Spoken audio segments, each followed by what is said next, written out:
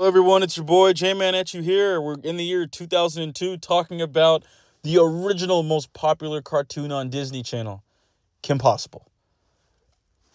Okay, so many different areas to hit talking about this show and how iconic it is. I would say if Phineas and Ferb had never come out, this show would still be Disney Channel's most popular cartoon. Um, the story, the adventures, it just reeked of 2000s. Like that whole tween girl, high school girl mindset of, boys, makeup, glitter, school, cheerleading, popular kids, cool kids, jocks. It fed into that stereotype and it did so beautifully because it put on the additional factor that she's this secret agent crime fighting like global secret fighter. She has Wade, who is like the brains behind the operation, who gives her all of her gadgets and stuff when she's going on these missions. And Ron, her friend, who eventually becomes boyfriend by the end of the series, long-term best friend, long-term boyfriend. Basically, even though she fights all these bad guys, these villains, she saves the world countless times. She saves countries, nations, cities. She still goes back to the end of the day to do her homework, to take tests, to do cheerleading, and live a normal life. And unlike other shows, especially in that Hannah Montana tween girl genre, they tend to hide those things, which is a Waverly Place. They're live action, but the point still stands. They try to hide their identity. She's open about it.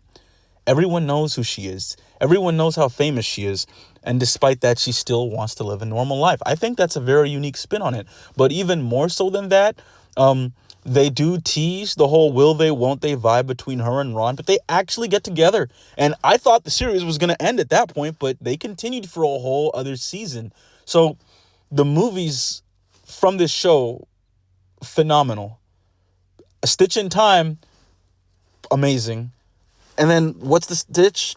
Amazing. So I would I think the show Shigo, do I say less? That she alone created an entire attraction for future gens to like goth girls like Draken, or voice of Jake the dog.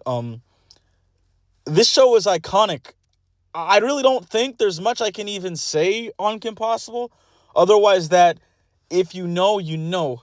Like, even the theme song to this day is so associated with Kim Possible that, um, like, it's just iconic. There's not much to say. I would put this in the same tier as Avatar: The Last Airbender in terms of just mainstream popularity. It's probably not as popular now because new gen and whatnot. And it did get a sequel live action make, which it did terribly, but Kim Possible is definitely one of those top tier Disney animated shows.